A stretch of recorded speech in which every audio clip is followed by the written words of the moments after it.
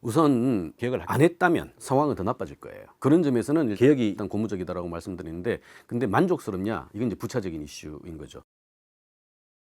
어쨌든 모든 사람을 만족시킬 수 있는 개혁이라는 것은 사실 존재하기가 굉장히 어려워요. 그러다 보니까 지금 뭐 선배 세대는 하 좋은 시절에 이 모든 걸 다 즐겼는데 우리는 이제 이게 수급비 대비 보험료가 너무 많은 거 아니야?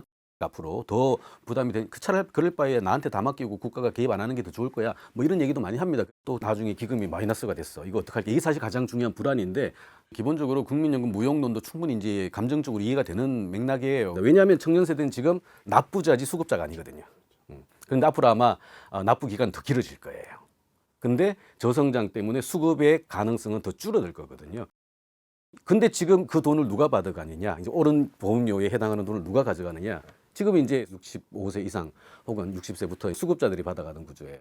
그만큼 인상된 분이 그분들한테 다 가는 거 아니냐라는 상대적 박탈은 분명히 존재한다. 연금 개혁도 마찬가지입니다. 구조는 손도대지 않고 숫자만 바꾼 가짜 개혁으로 사회 초년생에게는 평생 5천만 원 가까운 부담을 떠넘기고 기성세대는 더 가져가는 밀실 합의를 하고 말았습니다. 근데 우리가 조심해야 될 게 뭐냐면, 우리는 사회에 살고 있잖아요. 국가에 살고 있고 공동체에 살고 있어요. 그러니까 공동체와 개인의 가장 큰 차이가 뭐냐면, 개인의 소위 그 복지의 이슈는 뭐냐면, 본인의 장기 안정적인 근로 소득이 존재하지 않을 때 나의 호구지책을 어떻게 보완하고 대체할 거냐에 대한 맥락들이 있는 거죠. 안녕하세요. 한양대학교 국제대학원 지속가능경제학과에서 일하고 있고요. 만나서 반갑습니다. 단 개혁의 궁극적인 방향은 사실은 숫자에 우리가 매몰되거나 숫자에 흔들리기 시작하면 전체적인 방향성을 놓쳐버릴 수가 있어요. 아니 10년 시간을 벌었다, 뭐 100년 시간을 벌면 그럼 더 좋은 건가요? 10년 시간을 벌었으면 안 좋은 건가요? 라는 거거든요. 그렇진 않고요. 제일 중요한 거는 지속 가능성이에요. 지속 가능성을 유지하고 청년 인구들이 이 제도의 유효성, 그리고 그 제도가 본인한테도 편익을 줄 수 있다는 확신이 드는 제도가 있어야지 사실은 사회는 지속 가능한 방식으로 나와질 텐데, 지금의 이 방식은 사실은 그나마 있는 거 안에서도 약간의 세대 불균형적인 방식으로 배분이 되다 보니까 조금 청년 세대에 대해 울분이 있는 거죠. 지금 18년 만에 겨우 모수개혁이라는 걸 했습니다. 완벽하게 못했으니 비난하자. 그렇게 하면 안 됩니다. 그럼 아무것도 안 됩니다. 지금까지보다는 그래도 낮게 바뀌었다라는 점을 인정해야 합니다. 국민연금 개혁이 문제가 있는데 청년의 반발이 큽니다. 2차 구조개혁을 즉시 착수하겠습니다. 청년이 불리하지 않은 개혁을 하도록 하겠습니다. 사실 이번 이 모수 개혁은 숫자 개혁이죠. 그래서 이제 모수, 소위 이제 수급자와 보험료 사이에 있는 숫자 조정이라서 모수 개혁이라는 단어를 쓰는데, 사실은 이건 뭐 논쟁적이죠. 모수를 먼저 할 거냐, 아니면 틀을 먼저 바꿀 거냐, 구조 개혁을 할 거냐라는 건데, 사실 뭐 동시다발적으로 진행이 돼야 되는 거고요. 앞으로 계속 여러 번 구조적으로 있을 거다라는 생각이 듭니다. 이거는 이제 연금의 특징 때문에 그래요. 연금이 뭐냐면 기본적으로 소위 분모분의 분자의 이슈거든요. 즉 보험료분의 수급비의 이슈인데, 근데 지금까지는 인구 구조가 삼각형이 되다 보니까 지금의 이제 수급하시는 분들 같은 경우 현역 시절에 소위 뭐 베이비 부모를 포함해가지고 어마무시한 이제 성장의 수혜 끝에 소득 비례형이다 보니까 소득에 맞춰가지고 냈단 말이에요. 그러다 보니까 지금 뭐 굉장히 많은 기금이 쌓여 있는 거죠. 근데 문제는 이제 그거를 계속해서 넣어야 될 분들은 인구 감소 때문에 줄고 있는 거고요. 생산 가능 인구의 하락 때문에 추세적으로 줄 겁니다. 줄고 있는데 받아가시는 분들이 이제 연령이 그대로 올라간 거예요. 이제 이러다 보면 당연히 이 연금 제도는 지속 가능성이 없어요. 사라질 수밖에 없고, 뭐 없어졌다는 표현은 좀 그렇습니다만 굉장히 희석될 수밖에 없는 구조죠. 그래서 사실은 연금은요, 조금 냉정하게 표현하면 인구 구조가 늘어난다라는 전제 하에서만 기능할 수 있는 제도예요. 정확하게 인구 구조가 바뀌기 시작하면 연금 제도는 언제든 마지막에 제로를 향해서 갈 수밖에 없습니다. 구조상 갈 수밖에 없어요. 근데 이거를 얼마나 지속 가능하게 갈 수 있느냐 없느냐가 사실은 굉장히 중요한 거거든요. 결국 모수개혁 중요합니다. 중요한데요. 사실 이번 이 모수개혁은 일단 개혁이에요. 개혁인데 이게 정말 개혁일까라는 건 퀘스천 마크인 거죠. 원래 아까도 얘기했다시피 인구 삼각형 구조가 피라미드가 이런 구조에서 유지가 될 수밖에 없는 구조인데 이게 바뀌었단 말이에요. 바뀌었다는 건 이건 언제 봐도 무너질 게 이제 당연시 되는 얘기인데, 이걸 하기 위해서는 구조를 틀을 바꾸지 않고서는 근본적으로 방법이 존재하지 않는 거거든요. 그런데 중간에 이제 모수를 먼저 하는 게 약간 이제 손쉬운 방식이니까 채택을 했죠. 근데 중요한 거는 모수 개혁이라는 것은 기본적으로 소위 그 더 내고 덜 받는 방식이 대전제가 깔려야 돼요. 말씀드렸다시피 보험료를 내는 생산 가능 인구가 거듭 계속 감소하고 있는 것인데, 그러니까 우리가 비유를 하면 이런 겁니다.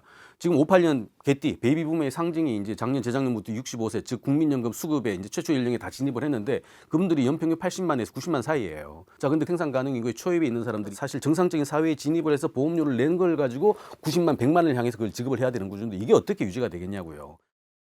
그래서 사실은 더 내고 덜 받는 구조를 가져가야 되는 거예요. 이게 사실 모수계획의 핵심인데 한국은 또 요 사이에서 굉장한 또 혁신적인 아이디어를 내서 더 내고 더 받는 방식을 또 만들어낸 거죠.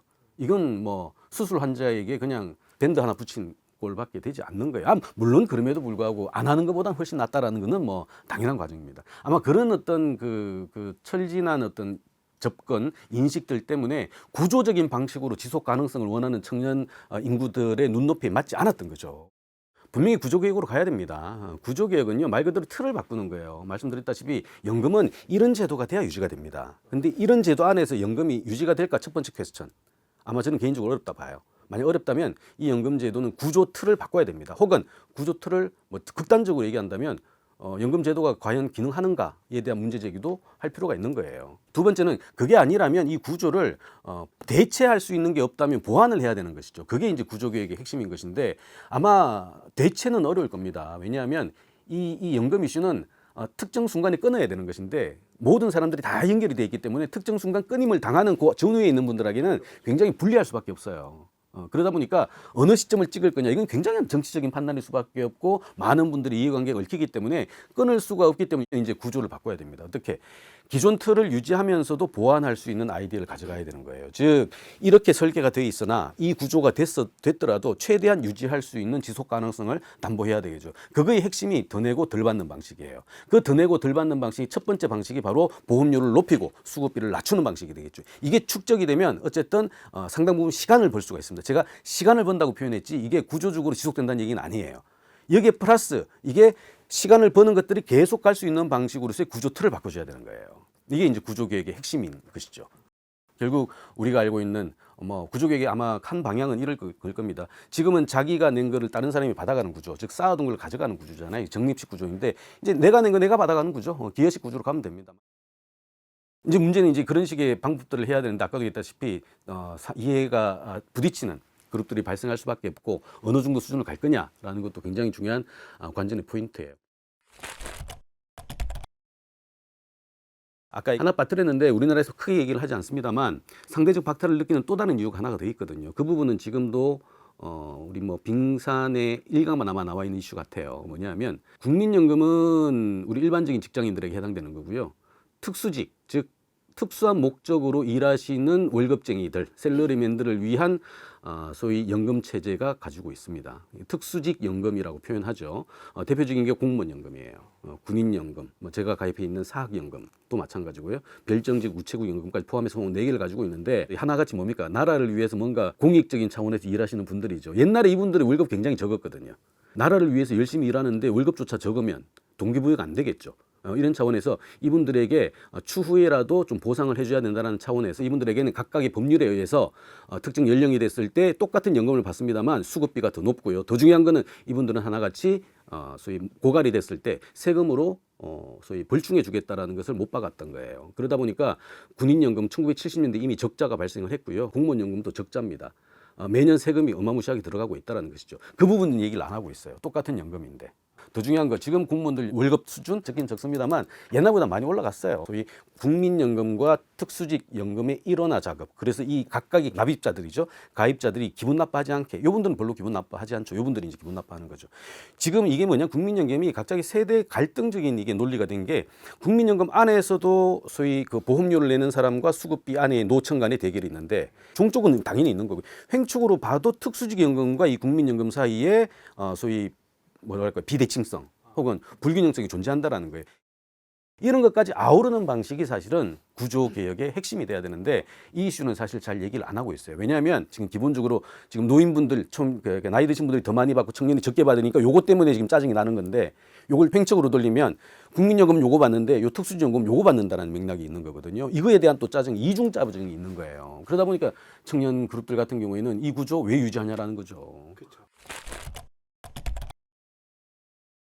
옛날에 이런 연금 제도가 없었을 때는 전적으로 개인, 가족에게 모든 부담이 전가가 됐어요. 즉 사람은 초기 20대까지의 적자 구간, 이거는 이제 순전히 은발을 누구를 만나냐까지 정해지는 방식이죠. 그리고 근로소득이 단절된 이후에 발생하는 노후와 관련돼 있는 적자 구간, 이 두 개의 적자 구간의 합과 중간에 껴있는 흑자 구간이 최소한 이꼴이 될 수 있다면 개인적으로는 굉장히 좋은 삶이에요. 아마도 많은 분들의 전체 인생 라이프 플레이는 이렇게 따질 겁니다. 앞에 있는 저 적자 구간이 누구 거냐면 부모님 거예요, 사실.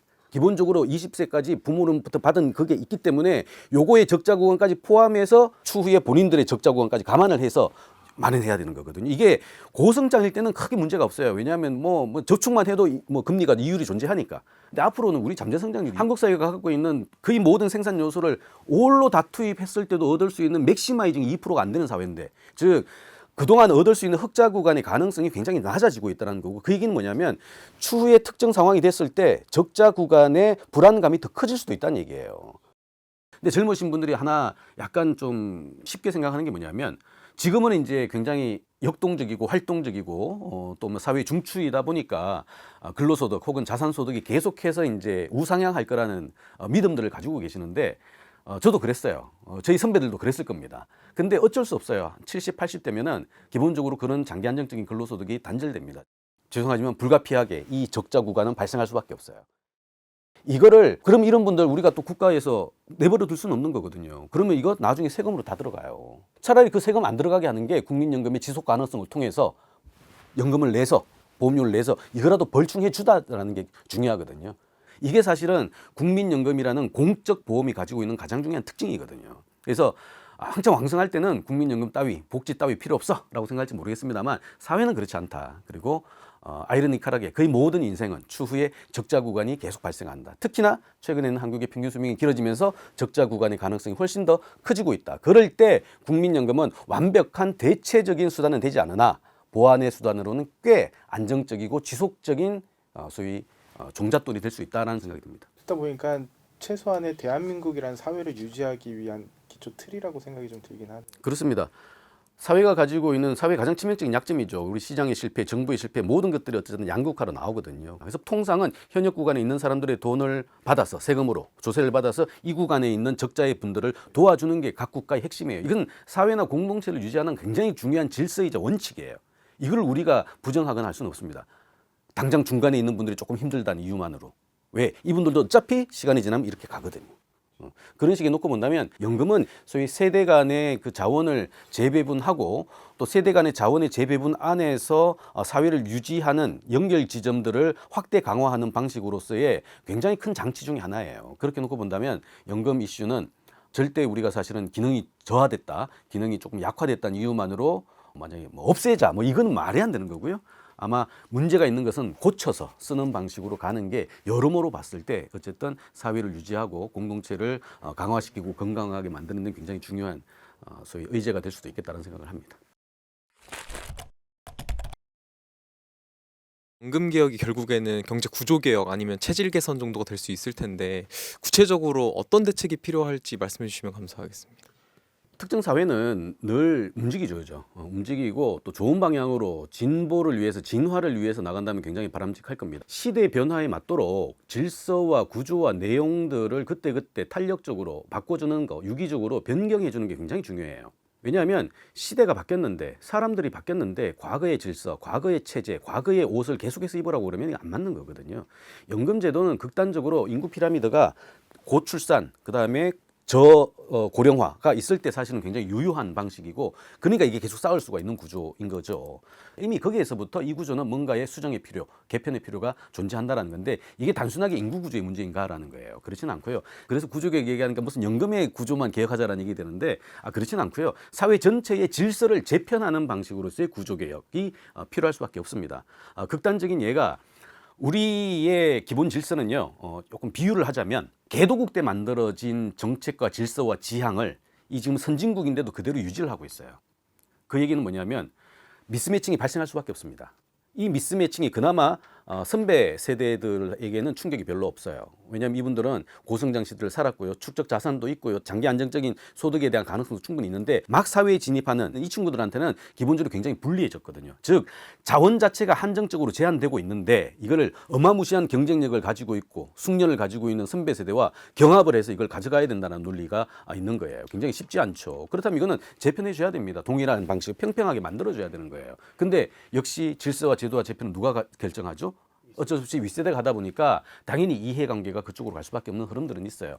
결국 선진국형에 맞는 방식으로 성장 전략의 채택으로까지 가져가줘야 되는 거예요. 결국 우리가 이게 생산 가능한 거 이렇게 주는데도 거로 되는데도 이걸 유지하기 위해서는 가장 좋은 방식은 있죠. 밑에 애들 끊임없이 늘리면 돼요. 근데 더 똑똑해진 우리 후속 주자들이 본인들의 경제적 합리성을 극대화하기 위해서 연애, 결혼, 출산을 하지 않는 것인데 아이러니컬하게 그분들에게 더 나으라고 얘기한들 이분들이 듣겠냐고요. 그렇죠? 듣지 않는다고요. 자, 그렇다면 이 부분 굉장히 어려워요. 그럼에도 불구하고 뭔가 성장은 해야 됩니다. 어떻게 해야 될까? 어제보다 오늘 뭐라도 늘어야 돼요. 그래야 이 사회는 좋은 사회라고 표현을 합니다. 성장이 돼야 된다는 것이죠. 자, 성장을 하기 위해서는 끊임없이 요소가 들어가야 돼요. 그러니까 투입이 돼야 생산이 되겠죠. 사실상 옛날에는요, 우리가 한국에서 가장 컸던 방식이죠. 노동 집약형의 우수 인재를 투입해가지고 고도 생산을 만들어냈던 한국형, 동북아가 다 그렇습니다만 한국형 모델에서는 인적 자원의 비중이 굉장히 높아요. 근데 가장 중요한 인구가 줄고 있어요. 특히나 우리 베이비 부부의 가장 마지막 그룹 7071년생 연간 100만인 사람들이 앞으로 10년 후가 되면 기계적으로 65세 진입을 끝내요. 생산 가능 인구에서 피부양 인구로 넘어간다는 얘기거든요. 보험료를 내신 분들이 어마무시하게 소득 비례니까 많이 냈겠죠. 이분들이 갑자기 딱 중단되고 이제 보험료를 수급비로 주세요로 바뀌는 거예요. 아마 가구당 뭐 어마무시한 돈을 받아갈 겁니다. 그거 어떻게 유지가 되겠냐. 이 틀 바로 구조개혁이 필요할 수밖에 없는 이유가 여기 있어요. 그러니까 국민연금을 개혁한다. 이 연금을 계속 지키겠다는 얘기잖아요. 그 기금을 고갈되지 않도록 속도를 늦추고 지키겠다는 얘기인데 지키는 가장 좋은 방식이 뭐냐면 돈을 늦게 주면 돼요. 그러면 늦게 준다는 얘기는 그럼 그 시간 동안 뭔가 다른 보완 장치가 있어야 될 거 아닙니까? 그 가장 좋은 방법이 뭐겠어요? 일하면 돼요. 그래서 저는 결과적으로 말씀드리면 정년 제도 자체가 불필요하다. 더 큰 건 뭐다? 평생 일해라. 일을 할 수 있는 환경. 그럼요. 일만 계속하면요 복지 이슈 없어요. 최고의 복지는 일자리입니다. 일하는데 장기 안정적인 근로소득이 있는데 연금이 왜 필요합니까? 라는 거죠. 그래서 이게 대전제가 사실은 근로소득이 단절될 거라는 전제하에 사회적 약속으로 이제 연금제도 같은 게 만들어지는 거 개인적인 차원에서는 보험도 다 그런 차원에서 드는 거예요. 근데 자 문제는 이게 지금 국민연금 수급 연령이 69년생부터인가는 아마 65세부터 받아야 됩니다. 근데 한국의 정년은 몇 년이죠? 60이잖아요. 결국 뭐죠? 5년 동안 이 마의 크라바스가 생긴다고요. 그래서 국민연금, 그러니까 연금 개혁이라고 읽지만 사실은 정년을 늘리는 방식으로 갈 수밖에 없는 거예요. 그래도 저기 모수 개혁의 의미를 두는 이유는 뭐냐면 이제 구조 개혁을 위한 첫 발을 뗐다는 점에서 굉장히 바람직해요. 즉 1970년대생이라고 표현하는 낀 세대라고 표현하죠. 샌드위치 세대라고 표현하고 마처 세대라고 생각합니다. 마지막 세대이자 뭐 최초의 세대 이런 얘기 많이 하죠. 부모님을 모시는 마지막 세대, 자녀로부터 보살핌을 받지 않는 최초의 세대라는 얘기를 많이 합니다. 이분들은 사실은 뭐 물론 뭐 그 아래서도 이제 상대적인 차이는 있습니다만 비교적 전후 세대에 비해서는 굉장히 탄탄한 느낌들을 가지고 있단 말이에요. 이분들이 지금 현재 현역에서 생산 가능 인구로 남아 있고 이 생산 가능 인구가 계속해서 유지가 된다라는 게 정년 연장에 대한 전제거든요. 그렇다면 이분들은 피부양 인구로 넘어갈 가능성이 굉장히 작아져요.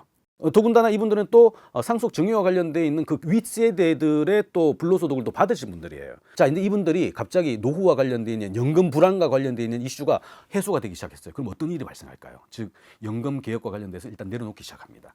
그러면 상당한 방식으로 그 내려놓음이 자기 자녀들한테 간다는 것을 확신하는 분들이거든요. 그러니까 없을 때 쪼달리는 거죠. 곡간도 이 차야지 인심이 난다 그러지 않습니까?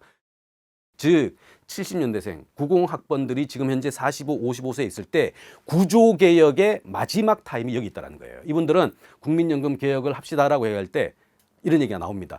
당신들의 자녀를 위해서 조금 더 내려놓을 수 있습니까? 더 내고 덜 받을 수 있습니까? 오케이가 나와요. 위에 절대 빈곤에 있는 선배 세대들은 일단 본인들이 분리해서 그런 얘기가 안 나옵니다. 즉 새로운 별종 X세대의 중년화가 만들어낸 마지막 구조개혁의 시간들이 사실은 앞으로 한 10년 정도 에 머물러 있다는 그런 차원에서 모수 개혁을 통해서 첫 번째 입구를 열었고요. 나머지 그 관통하는 터널 안에서 출구까지 만들어내는 각종의 개혁들은 이 70년대생이 중심이 된 방식으로 움직인다면 그런 분들이 대거 진입을 할 때 사실은 구조개혁의 완성까지도 가능하다면 해줘야지. 그래야 20대, 30대, 10대의 밑에 우리 자녀 세대들이 사회의 바통을 연결받아서 이어가는 방식으로 그런 사회일 때 향상심을 가지고 어쨌든 어제보다 나은 방식의 소위 부가가치뿐만 아니라 사회 진보도 만들어질 수 있다는 것이죠. 오늘 교양일을 부탁해는 여기까지입니다. 고맙습니다.